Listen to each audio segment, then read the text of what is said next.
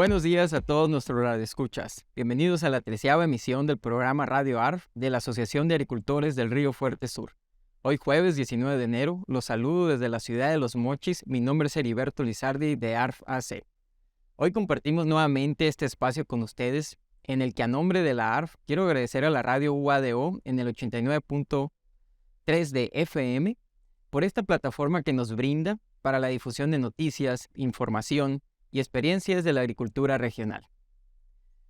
El día de hoy contamos con la presencia en el estudio del ingeniero Martín Ramírez Falcón, director general de Agroperadora de Silos y Bodegas, para que nos hable sobre la importancia que tiene llevar a cabo un buen almacenamiento y conservación de granos en los centros de acopio. Cabe destacar que el ingeniero Ramírez, que nos acompaña el día de hoy, es especialista en técnicas del manejo integrado de plagas, en granos almacenados e industria alimentaria. Asimismo, y muy importante, desarrolló el uso del ozono en el control de plagas en granos almacenados. Buenos días, ingeniero Ramírez. Le damos la bienvenida a este estudio. ¿Cómo está? Muy bien, Heriberto. Buenos días. Gracias por la invitación. Pues a todo el equipo y a todos los auditores les agradezco su atención. Pues sí, es una charla donde vamos a tocar el tema principal, que es almacenamiento y conservación de granos. Así es una plática, es una charla donde la idea es conocer más sobre este proceso y sobre la importancia que tiene ese almacenamiento, esa conservación de los granos. Primeramente nos gustaría que nos contara, ingeniero, quiénes son, dónde están ubicados y qué servicios ofrecen. Ok, nosotros estamos ubicados en diferentes partes de la República. Nuestra función principal es lo que es almacenamiento y conservación de granos, sobre todo lo que es el control de plagas, y tener un equipo de técnicos especialistas, un grupo de expertos científicos que nos dedicamos año con año a buscar innovaciones que sean en beneficio sobre todo de la inocuidad alimentaria. Estamos ubicados en 3 regiones, la sede la tenemos y la matriz Guadalajara, Jalisco. Tenemos las sucursales en Los Mochis, Sinaloa, en Obregón, Sonora, y la otra en México, que está en Villahermosa, Tamaulipas. Villahermosa, Tamaulipas es una región también donde se produce bastante sorgo, y casi el sorgo va para lo que es la industria de pecuaria. Entonces, de esa manera, de manera nacional. De manera internacional, gracias al esfuerzo y la innovación que hemos realizado, nosotros crecimos a Brasil, rompimos fronteras, fuimos a Brasil por el alto crecimiento de la producción agrícola que tienen. Ellos producen frijol, soya, maíz, trigo y sorgo en dimensiones de arriba de 300 millones de toneladas por año. Okay. Casi la agricultura allá también se practica de manera temporal, y eso nos llevó el crecimiento también para Colombia, todo lo que es Colombia, y actualmente estamos desarrollando lo que es.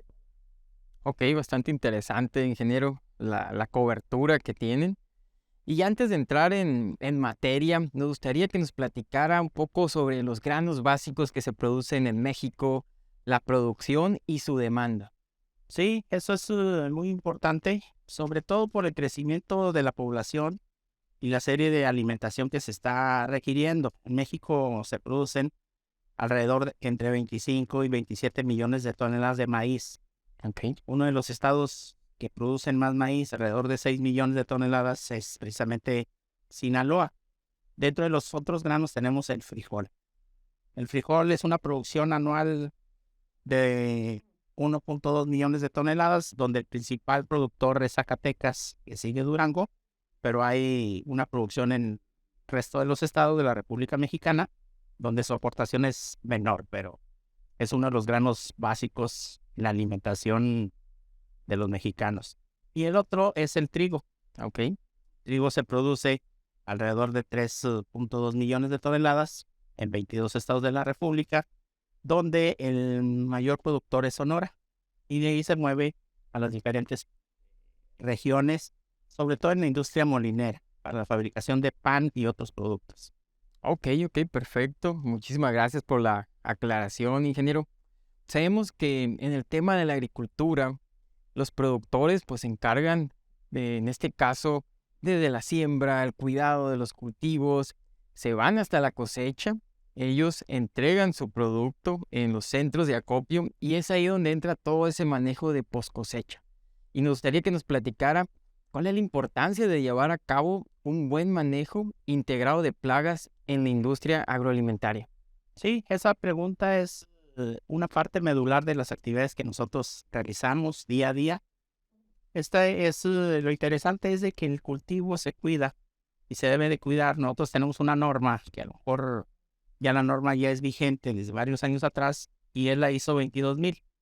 Se encarga precisamente de todo lo que es la parte de inocuidad alimentaria. Inocuidad alimentaria quiere decir que una vez que se produzcan los alimentos que no nos hagan daño a los seres humanos. Entonces, es procedimiento que inicia desde el suelo. En el suelo tenemos un problema de fusarium y otro tipo de microorganismos que afectan directamente al suelo. Y el otro problema es el agua contaminada. Entonces, cuando tenemos dos situaciones en contaminación del agua y contaminación del suelo, prácticamente las producciones agrícolas bajan, pero los insumos en agroquímicos se incrementan. Entonces, eso nos resta mucho lo que es la parte de la utilidad. Entonces, de ahí viene el cuidado, que únicamente post cosecha, si te fijas en el área del cultivo, se utilizan en ocasiones productos químicos de manera indiscriminada. Es decir, todos los días estamos aplicando productos químicos para controlar las diferentes plagas, que eso lo debemos de evitar como en otros países y en otras regiones, donde llevan adecuadamente todo un proceso de manejo integrado de plagas. A nosotros nos toca la parte, una vez que se produce la cosecha y la cosecha llega al almacén. O al almacén puede ser un silo, puede ser bodegas. Nosotros lo que debemos de realizar, o lo que realizamos antes, es precisamente iniciar con la sanitización. Sanitizar quiere decir quitar los residuos de algún hongo o una micotoxina que pueda estar presente y que nos pueda dañar el grano. Entonces, es un problema de salud. La otra parte es eliminar, antes de ingresar el grano, lo que son insectos de la cosecha anterior, grano puede estar podrido de la cosecha anterior, o bien residuos de impurezas. Que eso es lo que nosotros damos inicio. Posteriormente, ¿qué se hace? Al momento de estar recibiendo camión por camión, se tiene que evaluar la humedad del grano. La humedad es un factor muy importante porque de ahí depende mucho los castigos que se le pueden aplicar al productor o bien las mermas que se pueden tener en el almacén. Entonces, es de sumo cuidado. Y la otra es cuidar las básculas. Las básculas y los equipos de medición. Precisamente se tiene que contratar a unas empresas especializadas para que hagan esta labor y que las básculas estén debidamente calibradas. El equipo del determinador de humedad bien calibrado, precisamente para no tener discrepancias al momento de la cosecha. Una vez que se cosecha y pasa estos filtros, entonces hay que elegir el lugar de almacenamiento. ¿Cómo lo vamos a almacenar en función a la humedad, en función al tipo de grano y cuánto lo vamos a tener? Debemos de tener bien claro cuál es el tiempo de almacenamiento. Puede ser un almacenamiento de entrada y salida o puede ser un almacenamiento prolongado. Nosotros hacemos mucho énfasis en un almacenamiento. Hay clientes que compran el grano, compradores compran el grano, pero para utilizarlo durante todo el periodo hasta que llegue la siguiente cosecha y que sus inventarios no queden vacíos para no bajar el área de producción, sus molinos o su área de fabricación de insumos o de alimentos balanceados. Esa parte es donde nosotros como expertos logramos que ese grano se conserve por todo el año o el ciclo hasta que llegue la siguiente cosecha. Y esa es la parte de estar trabajando en lo que es la medición del grano. Porque el grano es un ser vivo, el grano respira, pero el grano requiere una serie de mantenimientos, programas de irrigación, monitoreos del grano para ver que la calidad que recibimos no se nos eche a perder con el tiempo. Mantener con las características similares para poder surtir esa mercancía sin ningún problema. y que los puntos de origen, las cosechas que tenemos en la región, se puedan transportar a los puntos de destino, que se pueda recibir la mercancía, que vaya dentro de la norma que nos marca el comerciante o el comercial, y que este grano se reciba sin ningún problema, porque en ocasiones, si no tomamos esa precaución, ¿qué sucede? Que la utilidad que podemos tener se nos va a perder o se nos va a degradar por un rechazo de un grano que no está dentro de la norma, por una presencia de una micotoxina, que ese producto no puede ser procesado porque lo que se va a transformar pues va a estar fuera de las condiciones de la salud. Y entonces esa es la parte de cuidar. Ok, perfecto. Es decir, que ese grano que se almacena, que se conserva, llegue de una manera inocua, sana, hasta la mesa de todos los mexicanos. Sí, esa es la función y esa es la parte del riesgo, porque muchas veces el que compra el grano, compra por volumen, no en la misma bodega, compra en diferentes centros de acopio para que puedan cumplir su volumen. Y ese volumen lo debemos de cuidar precisamente. ¿Por qué? Porque tanto se cuida el ser humano como se puede cuidar el ganado, como se pueden cuidar las aves. Porque cualquier problema que nos brinque, un problema de aflatoxina, un problema de salud, va a impactar en los tres ciclos. Ok. ¿Cuál es el proceso tradicional de almacenamiento y conservación de granos en los centros de acopio? Y el procedimiento tradicional inicia desde lo que es el muestreo, el monitoreo de la calidad del grano, la toma de temperaturas, implementar un programa de aireación y lo que es la parte de la fumigación. El método tradicional es colocar unas pastillas, que puede ser fosfuro de aluminio, puede ser fosfuro de magnesio o otros plaguicidas, para mantener el grano libre de plaga. Ok. ¿Qué es lo que ocasiona o qué es lo que ha ocasionado o cuál es lo que es la industria? ¿Qué es lo que pretende? Que con el tiempo eliminar el uso excesivo de plaguicidas o el uso excesivo de fumigantes que puedan dañar la salud humana. Y me refiero a un ejemplo, en la industria del trigo. Ok. La industria del trigo, ¿qué es lo que hace? La industria del trigo fabrica actualmente un alimento para bebés.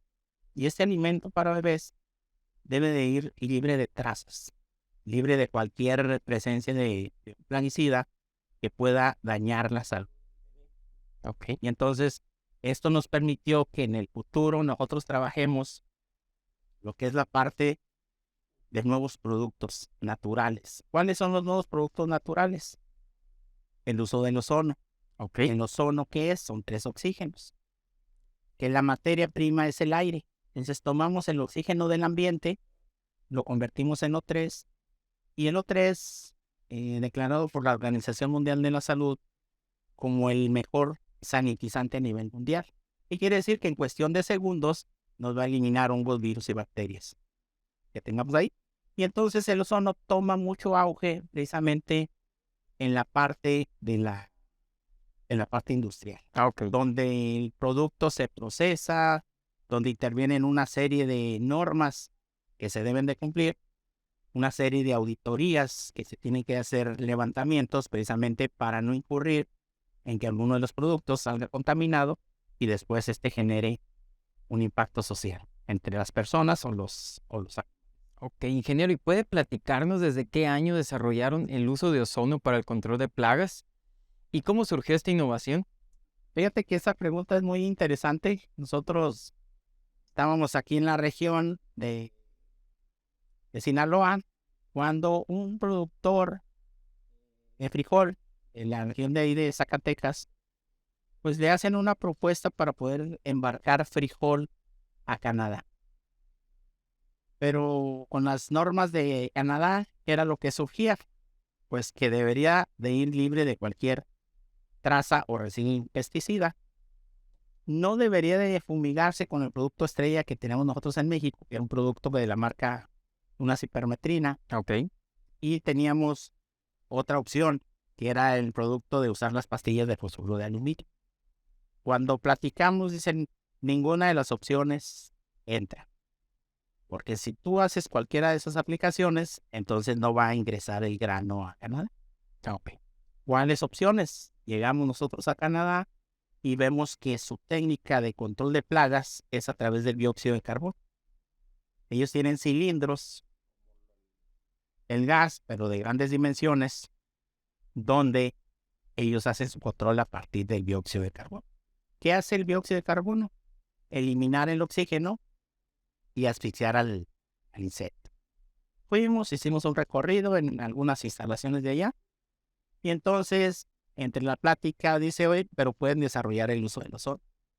Y en ese momento nosotros investigamos y el ozono, todo lo que aparecía al momento de estar revisando y hacer la investigación, todo aparecía la capa de ozono, la destrucción de la capa de ozono, pero mucha gente que hasta la fecha no sabían que el ozono eran 3 oxígenos o 3. Y entonces a partir de los 3, pues no fue una tarea fácil, porque dijimos cómo vamos a sacar, cómo se utiliza el ozono, cómo lo vamos a fabricar, si se envasa, se enlata, cómo se aplica. Y de ahí viene toda la estrategia de investigación. Nosotros nos vinculamos en ese momento con la Universidad Autónoma de Sinaloa, nos vinculamos con la Universidad de Guadalajara y tuvimos que vincularnos precisamente con un experto de Cuba. Ellos ya manejaban bastante bien el uso del ozono, pero en la cuestión médica. Ok. De ahí comenzamos a conocer y vimos hoy cómo se transforma. Hicimos toda una odisea porque en ese momento nos importamos un equipo de Estados Unidos. Hicimos las pruebas junto con la universidad. Afortunadamente me tocó en ese momento meter este proyecto al CONACYT. Nos favoreció el CONACYT por ser una innovación de ese momento, sobre todo en la parte de inocuidad de los alimentos. Nos asignaron el recurso y después de ese recurso comenzamos a hacer la implementación. Como todo, ¿no? Comenzamos en el garage con 5 kilitos de frijol, 5 de maíz y total fuimos conociendo el olor, cómo bajar, cómo transformar el oxígeno en ozono. Y entonces comenzamos a avanzar. Y una vez que avanzamos, iniciamos también con cubos de hielo, barras de hielo, porque deberíamos de enfriar el procedimiento, porque el ozono no se puede producir si tenemos temperaturas superiores arriba de 35 grados centígrados. Sinaloa en el ambiente pues, eran 35 grados centígrados y no alcanzamos la capacidad de producción. Ok. Después fuimos mejorando, nos fuimos a Estados Unidos, fuimos a Canadá, vimos una serie de equipos y entre esa serie de equipos comenzamos a juntar a los expertos. El que sabe de ozono y de los equipos de ozono con grandes capacidades, el que sabe de equipos generadores de oxígeno. Entonces nosotros requeríamos un equipo generador de oxígeno para poder transformar ese oxígeno en ozono, Ok. pero en grandes dimensiones. Total que la locura nos apasionó. Dijimos, vamos a hacer un equipo grande para poder tratar silos de 12,000 metros cúbicos. Y ese equipo lo logramos. Fue el único camión a nivel internacional con una capacidad y una producción de 1,5 kilos. 1,5 kilos por hora, que en producción en ninguna parte del mundo se había logrado. Ok. Nosotros lo logramos y mucha participación fue de todos los científicos externos, tanto de la Universidad de la Autónoma de Sinaloa como la Universidad de Guadalajara. Y entonces logramos el objetivo. Lo iniciamos al principio en silos y bodegas, pero posteriormente al que beneficiamos fue a la industria. Ok. Transformación. Las harineras, las fabricantes de chocolates, las fabricantes de productos como galletas, y entonces nos fuimos a toda la industria, las pastas también, que fue uno del inicio donde nosotros iniciamos, precisamente entrando a las pastas y a la conservación de las pastas, todo derivado a partir de trigo. Y entonces fue una odisea que con mucho esfuerzo lo logramos. Nos sirvió porque después nos tuvimos que ir a Canadá. La Secretaría de Economía nos ayuda para poder transportarnos por 6 meses. También nos apoya el proyecto. En ese momento nos dio 5 millones de pesos para desarrollar toda la tecnología en Vancouver. Y allá tomamos una empresa que se llama Viterra y comenzamos a hacer toda la parte técnica. Ok. Posteriormente, la misma Universidad de Manitoba nos prestó sus instalaciones. La Universidad de Manitoba es una universidad que se dedica post cosecha de granos. Sobre todo, Canadá produce arriba de 320 millones de toneladas de trigo. Entre otros productos está el frijol soya. Ok. La universidad, hacemos una vinculación con la universidad. Esta universidad nos da todas las facilidades y nos presta a los técnicos y a los científicos. Y comenzamos por una labor de 6 meses. Eso nos generó bastante experiencia porque allá podíamos contar con equipos de medición del ozono, podíamos contar con el laboratorio, que en ese momento pues era un laboratorio de primer mundo. Y hicimos muchas cosas que todo lo que teníamos en el interior del silo lo podíamos ver a través del celular, Ok. lo que sucedía adentro. Y lo podíamos ver afuera, y era otra parte de la innovación tecnológica, ¿sí? A partir de las TICs, porque ellos comenzaron con una serie de sensores para nosotros ver los insectos, cómo se comportaban, en cuánto tiempo les duraba el oxígeno, en cuánto tiempo lo transformamos y en cuánto tiempo moría el insecto. Y logramos que el insecto tenía un periodo de 72 horas, con una exposición nosotros de 280 partes por millón de ozono, precisamente en la masa del granel. Y de ahí se desprende muchas cosas que actualmente estamos trabajando ahorita con el mismo aire, con el 78% del nitrógeno que tenemos en el ambiente. Podemos transformarlo, podemos bajarlo y así hacer unas fumigaciones completamente ecológicas. Pero aparte de lo ecológico es sin invertir, sin incrementar el costo. Entonces, eso es lo que hemos logrado actualmente. Bastante interesante, ingeniero, el tema de cómo están utilizando esta innovación para hacer una mejor conservación y almacenamiento de los granos. Ingeniero, ¿nos puede platicar cuáles son las principales ventajas de utilizar el ozono en la conservación de granos versus la manera tradicional? Sí, el uso del ozono actualmente es precisamente bajar los costos. ¿Cuál es el costo? Uno es bajar el costo porque la materia prima es el aire, el oxígeno que tenemos en el ambiente. Entonces, en el ambiente imagínate la bodega que tenemos y que no nos cuesta la materia prima. Ok. Entonces, de ahí desarrollamos, esa es la ventaja. La otra ventaja del ozono es precisamente que el ozono nos ayuda a controlar, aparte de los insectos, hongos, virus y bacterias. En la industria alimentaria, junto con las chocolateras, las de galletas, las de pastas, incluyendo la fabricación de alimento balanceado, todas estas empresas están enfocadas a mantener la inocuidad de esos productos que ellos fabrican.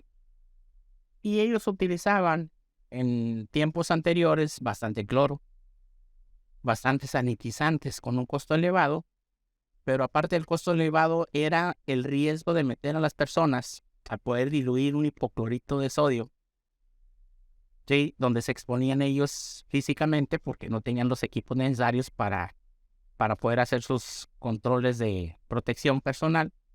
Y entonces a partir de ahí decimos, oye, con el ozono que tenemos una fuente de agua y una fuente de oxígeno.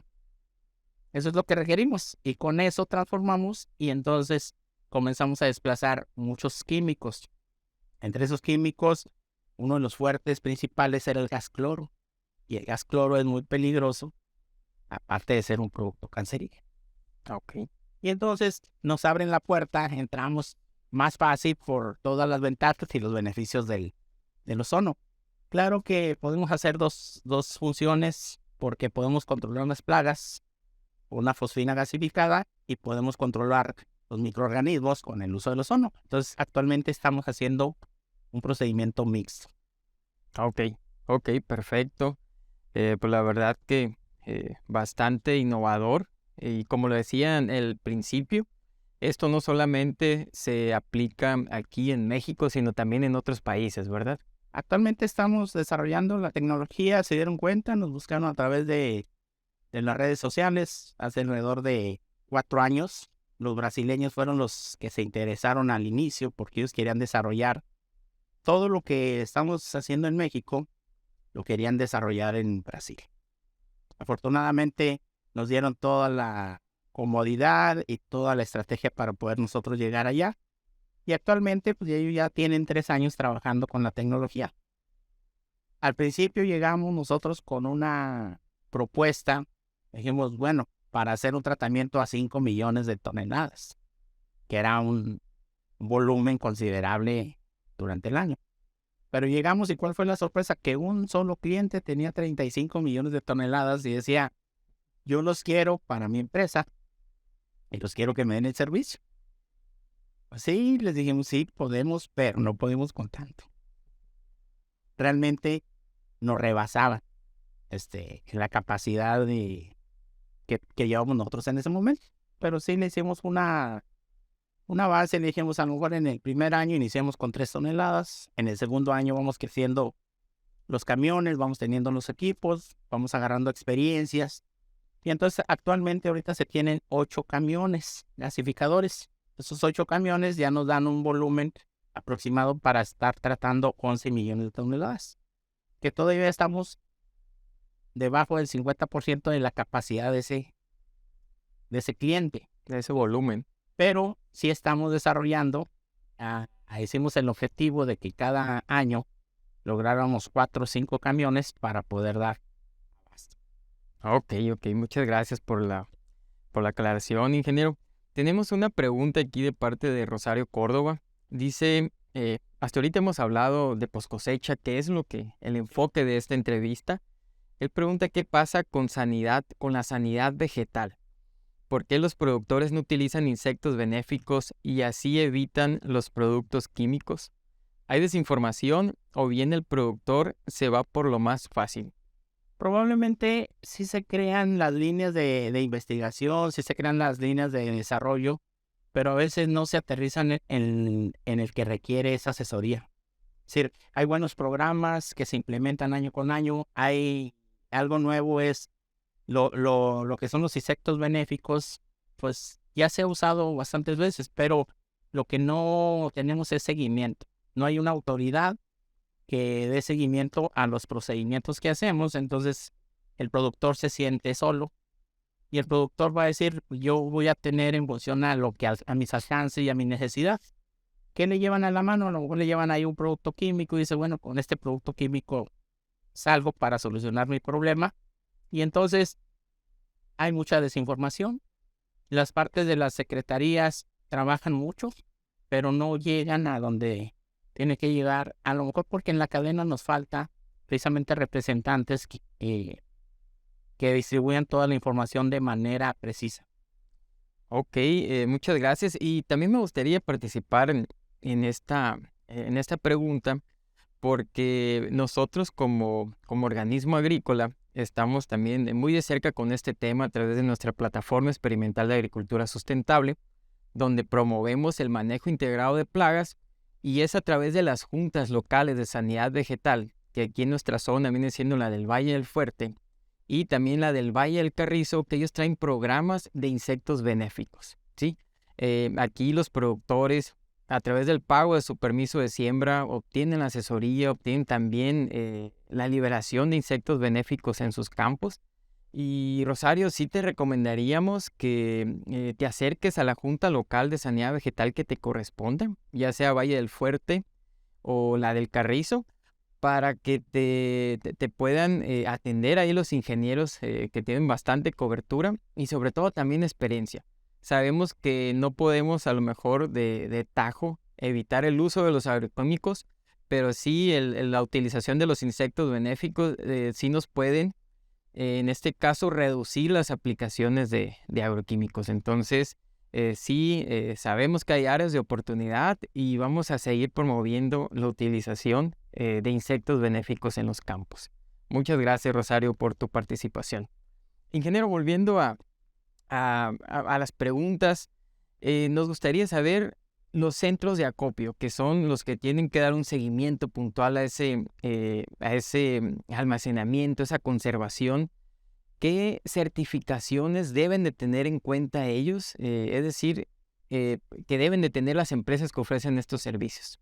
Sí, una de las certificaciones actuales que se generan es el REPSE. El REPSE es donde identifica, dejamos de ser outsourcing y entonces nos convertimos en empresas especializadas en realizar este tipo de tratamientos. ¿Por qué? Porque siempre estamos trabajando con productos altamente peligrosos, que van desde una etiqueta verde ligeramente peligroso hasta una etiqueta roja, que es altamente peligroso. Entonces, sí debemos nosotros de cumplir con eso, con certificaciones, primero con la Secretaría de Salud, tener el certificado para que nos permita trabajar.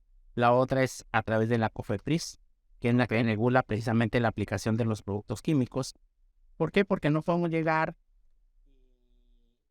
dictaminar y usar bromuro de metilo, que sabemos que está prohibido en ciertas áreas de aplicación.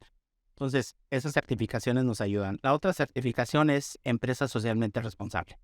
Es decir, estamos nosotros a la vanguardia precisamente para cuidar lo que es el medio ambiente, cuidar los ecosistemas y precisamente en el área de granos almacenados, conocer exactamente lo que es el ecosistema de que el grano debemos de entender que es un ser vivo.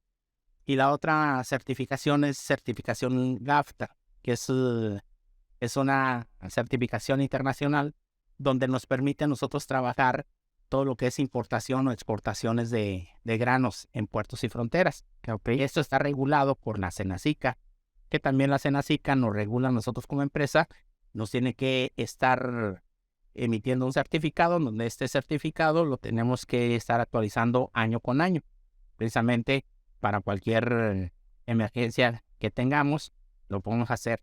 Y la otra es contar con una unidad de verificación, donde precisamente la autoridad, que es un tercer especialista, esté dictaminando cada uno de los servicios que nosotros realizamos. Ok, son certificaciones que en este caso los centros de acopio deben de tener en cuenta para solicitarle en este caso a los proveedores de ese servicio de conservación de granos. Ingeniero, por último, nos gustaría que nos hablara sobre el Congreso Internacional de Granos Almacenados, que en este caso la empresa a la que usted representa, Agroperadora de Servicios, coordina junto con Canacintra. Sí, este sería el tercer año, lo vamos a realizar en la ciudad de Los Mochis, el 9 y el 10 de marzo de este año, con su tercera edición. Ahorita llevaríamos la quinta edición, pero por cuestiones de pandemia tuvimos que suspender los 2 años críticos de la pandemia. El Congreso Internacional de Granos está abierto precisamente para todos los expertos, los especialistas, pero sobre todo para todos los científicos de innovación de otros países. Nosotros invitamos gente de Chile, gente de Brasil, gente de Colombia, gente de Ecuador, donde el objetivo es que nos traigan las aportaciones a México, las innovaciones a México de lo que se está haciendo en otros países, porque igual que en México, todos los países están trabajando para mejorar alguna parte de los procesos de este sistema de almacenamiento y conservación de granos. Entonces, la Canacintra nos está apoyando desde el año pasado, se integró con nosotros, precisamente para hacer todo lo que es la difusión a nivel estatal, incluyendo otros estados vecinos, para hacer la promoción. Y entonces, ahorita estamos ya trabajando fuertemente para tener todo lo que son los expositores, de dónde vienen, y que nos aporten las tecnologías o los procesos actuales que ellos están realizando. Ok, es muy interesante. De hecho, me tocó asistir a uno de los congresos internacionales. Es bastante pues interesante los temas que se manejan, los expositores que comenta también de talla internacional y sobre todo pues pedirles, en este caso, por ejemplo, los centros de acopio que estén pendientes y demás personas interesadas en este tema, que estén pendientes de la convocatoria. La fecha ya nos comentó que es 9 y 10 de marzo, que estén pendientes de la sede, que estén pendientes también pues sobre los temas que se van a desarrollar y ampliamente recomendado. Sí, bastante recomendado porque es un esfuerzo que hacemos entre un equipo precisamente para estar a la vanguardia, ¿no? ¿Qué es lo que puede desarrollar Canadá? ¿Qué es lo que puede desarrollar Estados Unidos y otros países? Que esas aportaciones nosotros las queremos adoptar en México y el día de mañana poderlas llevar a cabo.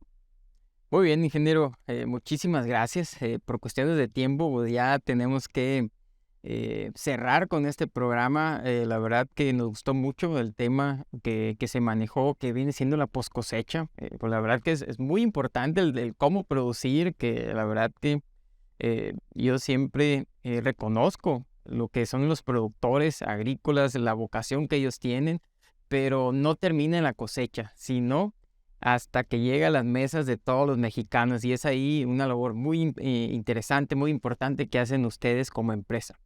Y antes de finalizar, quiero dar las gracias en nombre de la asociación a todos los radioescuchas que nos sintonizaron esta mañana y a todos los que nos siguen a través de las redes sociales de ARF-AC. Recuerden sintonizarnos todos los jueves en punto de las 11 de la mañana desde la antena Lince Radio UADO en el 89.3 de FM. Nuevamente me despido. Mi nombre es Heriberto Lizardi, de Asociación de Agricultores del Río Fuerte Sur. Los esperamos en la próxima emisión de Radio ARF. Buenos días.